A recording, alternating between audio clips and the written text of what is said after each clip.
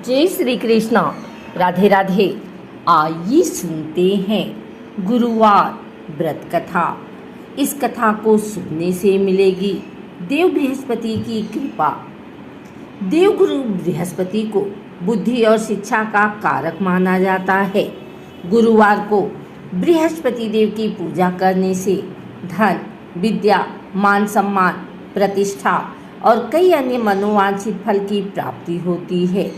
धार्मिक ग्रंथों के अनुसार गुरुवार को भगवान बृहस्पति की पूजा का विधान है।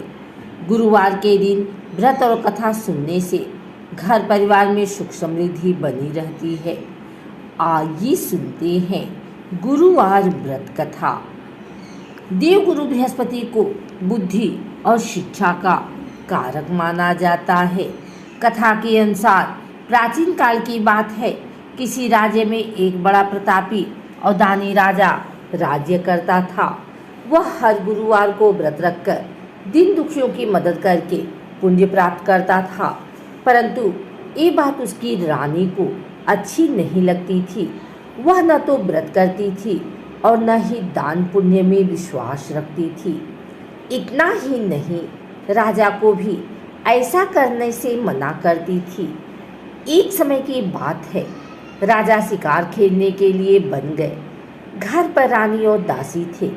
उसी समय गुरु बृहस्पति देव साधु का रूप धारण कर राजा के दरवाजे पर भिक्षा मांगने आए। साधु ने जब रानी से भिक्षा मांगी तो वह कहने लगी, हे साधु महाराज, मैं इस दान और पुण्य से तंग आ गई हूँ। आप कोई ऐसा उपाय बताएं जिससे कि सारा धन नष्ट हो जाए और मैं आराम से रह सकूं। इतना सुनकर बृहस्पति देव ने कहा, हे देवी, तुम बड़ी विचित्र हो। संतान और धन से कोई दुखी होता है? अगर अधिक धन है तो इसे शुभ कार्यों में लगाओ। कुंवारी कन्याओं का विवाह कराओ, विद्यालय और बाग बगीचे का निर्माण कराओ, जिससे तुम्हारे दोनों लोग सुधरे। परंतु साधु की इन बात से रानी को खुशी नहीं हुई। उसने कहा कि मुझे ऐसी धन की आवश्यकता नहीं है जिसे मैं दान दूं और जिसे संभालने में मेरा सारा समय नष्ट हो जाए। तब साधु ने कहा, अगर तुम्हारी ऐसी इच्छा है तो मैं जैसा तुम्हें बताता हूँ तुम वैसा ही करना।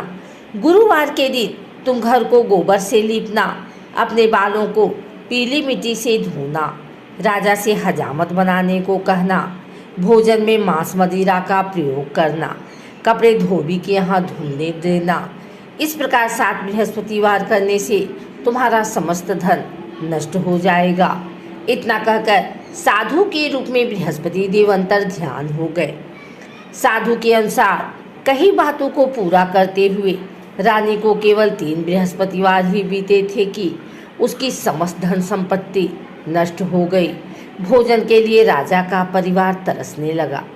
तब एक दिन राजा ने रानी से बोला कि हे रानी, तुम यहीं रहो, मैं दूसरे देश को जाता हूँ, क्योंकि यहाँ पर सभी लोग मुझे जानते हैं, इसलिए मैं कोई छोटा कार्य नहीं कर सकता। ऐसा कहकर राजा दूसरे देश को चला गया। वहाँ वह जंगल से लकड़ी काट कर लाता और शहर में बेचता। इस तरह वह अपना जीवन व्यतीत करने लगा। इधर राजा के परदेश जाते ही रानी और दासी दुखी रहने लगी। एक बार जब रानी और दासी को 7 दिन तक बिना भोजन के रहना पड़ा तो रानी ने अपनी दासी से कहा, हे दासी, पास ही की नगर में मेरी बहन रहती है, वह बड़ी धनवान है, तू उसके पास जा और कुछ ले आ ताकि थोड़े बहुत गुजर बसर हो जाए। दासी रानी की बहन के पास गई। उस दिन गुरुवार का दिन था और रानी की बहन उस समय बृहस्पतिवार का व्रत की कथा सुन रही थी। दासी ने रानी की बहन को अपनी रानी का संदेश दिया, लेकिन रानी की बड़ी बहन ने कोई उत्तर नहीं दिया। जब दासी को रानी की बहन से कोई उत्तर नहीं मिला तो वह बहुत दुखी हुई और उसे क्रोध भी आया। दासी ने वापस आकर रानी को सारी बात बता दी। ये सुनकर रानी ने अपने भाग्य को कोसा। उधर रानी की बहन ने सोचा कि मेरी बहन की दासी आई थी, परंतु मैं उससे नहीं बोली, इससे वह बहुत दुखी हुई होगी। कथा सुनकर और पूजा समाप्त करके वह अपनी बहन के घर आई और कहने लगी, हे बहन, मैं बृहस्पतिवार का व्रत कर रही थी। तुम्हारी दासी मेरे घर आई थी, परंतु जब तक कथा होती है तब तक न तो उठते हैं और न ही बोलते हैं, इसलिए मैं नहीं बोली। बताओ दासी क्यों आई थी? रानी बोली, बहन, तुमसे क्या छिपाऊं, हमारे घर में खाने तक को अनाज नहीं है। ऐसा कहते कहते रानी की आंखें भर आई। उसने दासी समेत पिछले 7 दिनों से भूखे रहने की पूरी बात अपने बहन को बता दी। रानी की बहन बोली, देखो बहन, भगवान बृहस्पति देव सबकी मनोकामना को पूर्ण करते हैं। देखो, शायद तुम्हारे घर में अनाज रखा हो। पहले तो रानी को विश्वास नहीं हुआ, पर बहन के आग्रह करने पर उसने अपने दासी को अंदर भेजा तो दासी को बड़ी हैरानी हुई। दासी रानी से कहने लगी, हे रानी, जब हमको भोजन नहीं मिलता तो हम व्रत ही तो करते हैं, इसलिए क्यों न इनसे व्रत और कथा की विधि पूछ ली जाए ताकि हम भी व्रत कर सकें। तब रानी ने अपनी बहन से बृहस्पति देव की कथा सुनाई और विधि बताई। बृहस्पतिवार व्रत के बारे में जब पूछा तब उसकी बहन ने बताया, बृहस्पतिवार के व्रत में चने की दाल और मुनक्का केले की जड़ में अर्पित करें तथा दीपक जलाएं, व्रत कथा सुने और पीला भोजन ही करें। इससे बृहस्पति देव और भगवान विष्णु प्रसन्न होते हैं।